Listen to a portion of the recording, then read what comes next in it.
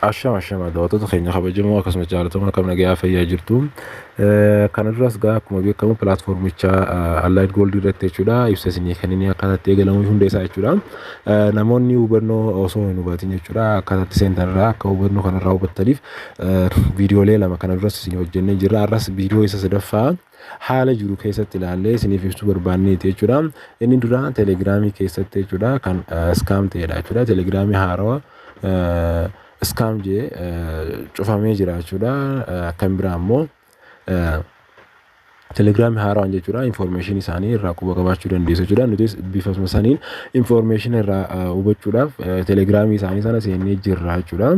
Kanaafuu Telegram isaanii sana ilaaluun bareedaadha. Maaliif product nuti binne jechuudha guyyaan isaa dhiyaataa jira. Fakkeenyaaf jechuudha kan keenya isinitti argisiise fakkeenyaaf total jechuudha akkamitti akka nuuf golu jechuudha. Fakkeenyaaf kan inni galchama fakkeenyaaf productiin ani fakkeenyaaf bitee jechuudha isinitti argisiisa. Jalqaba irratti Telegramiin isaanii kan isa kunoo sirriidha jechuudha. Yeroo follow seentanii kunoo kanuma kan argitu kanadha jechuudha. Kunooti waa'ee isaa detailii isiniif hima jechuudha. Waa'ee isaa kunooti single multiplier investment wantoota garaagaraa kan gaddiifamuuf deemu jechuudha. Dubbataa jira jechuudha. Kanaaf isa sanas achumarraan hubattanii jechuudha. Kanaaf amma mee battaluma macaaluma irratti jechuudha wanta isin ibsu barbaada. Ammoo isin Telegiraamii isaanii seenuu dandeessu. Akkuma jalqaba seentanii jechuudha pilaatfoormicha follow kan godhusan seentanii follow gochuu dandeessu yookaan kunooti kan nama 9,200 geera jechuudha subscriberiin chaanaalii isaanii jechuudha. Isa san seentu inni biraa immoo kan isinitti himuu barbaadu fakkeenyaaf productiin isin ani bitee isinitti argisiise barbaada jechuudha. Fakkeenyaaf product nan bitee kun amma fakkeenyaaf total productiin kiyya product revenue kiyya jechuudha 13,630 gahee jira jechuudha. Collect wanni ta'e jechuudha 13,630 collect goonee jirra jechuudha. Garuu ammoo inni hafee guyyaadha. Guyyoota waa xiqqoo muraasa jechuudha. Waliigala isaa meeqa akka fudhatan isinitti argisiisuu barbaada jechuudha. Kun amma fakkeenyaaf follow yeroo godhachuu barbaadan akkuma seentan follow kana cuqaastu kan isinitti argisiisuuf deemu kunooti isa kana fakkeenyaaf kan 1,000 bitee ture gooldi baay'ee kan godhamu jechuudha. Isa kana jechuudha birrii 1,000 bitee jira guyyaa 39 keessatti daily 470 waliigala isaa 18,330 ta'a jechuudha. Ani immoo ammaatti tootaalii wanni naaf walitti sassaabame productiin kiyya jechuudha 13,000 fi akkuma argitan sana jechuudha kan isatti argisiisan jechuudha. Yeroo muraasa tu'aaf jechuudha kun 13,630 jechuudha. Detail ilaaluu barbaadan kan keessan irraas jechuudha. Isa kana seentu jechuudha. Order fakkeenyaaf order kana cuqaastu. Orderii kan erga cuqaastanii kan bittan sanatti gabbuutu fakkeenyaaf ani kanan bite waan ta'eef kana yeroo takka detailiin hin tuqa. Har'a guyyaan maarchiinis 24dha jechuudha. Kanaaf maarchii 24 irratti gadi deemna jechuudha. Guyyoota kana ilaallattanii hanga geessan laalachuu dandeessu.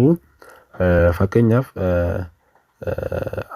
ani fakkeenyaaf amma baatii lamaa guyyaa 24 eegalee baatii ammaa kun baatii 3 jechuudha. Baatii 3 guyyaa 24 jechuudha. Amma kun asirra jirra jechuudha. Kanaaf amma meeqa fee 1 2 3 4 5 6 7 8 9 10 guyyoota 10 tunaaf hafe jechuudha. Amma fakkeenyaaf namni na wajjin kan eegalu kan jiraate guyyoota 10 keessatti wanta ta'u ilaallaa jechuudha. Xumura isaati jechuudha. 470 yeroo hunda walitti sassaabamee jira. Kana jechuun baatii 4 guyyaa 3tti tootaalii ni xumurama waan ta'eef inni kun yeroo kanatti ni xumurama jechuudha. Kanaaf inni kun immoo naaf seenee jira wilfeeriidha. Wilfeeriin kun yeroo sana guyyoota 3 keessatti waan seenuu fi guyyoota 3 keessatti isiniif ibseen jira. Kanaas seenee jira jechuudha. Kanaaf bifa kanaanii nuuf seenaa jechuudha. Guyyaan dhiyaatee jira jechuudha. Kanaaf descriptionii jala isiniif hin kaawaa telegiraamii isaanii namoonni immoo eegaluudhaaf deemtan akka hin eegalle asumaan isiniif ibsuu barbaada. Maaliif yeroon isaa dheeraa waan ta'eef amma yookaan yoo VIP guyyaa 3 sana bitachuu barbaadan eegaluu dandeessu.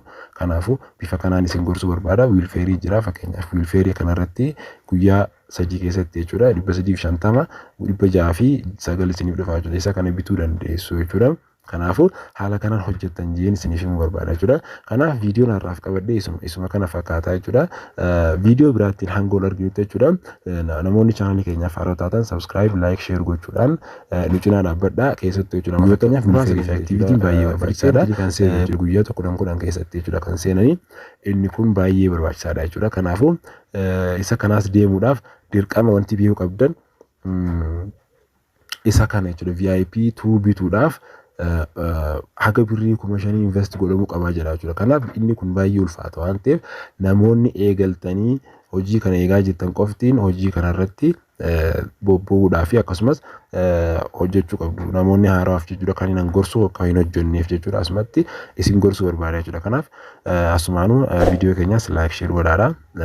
Namoonni haaroo taatan sabskiraayib gochuudhaan viidiyoo kana duras gadhiifnuu fi akkasumas fuulduraafis gadhiifnu akka isin qonna'uun isin dhaqqabuuf jechuudha.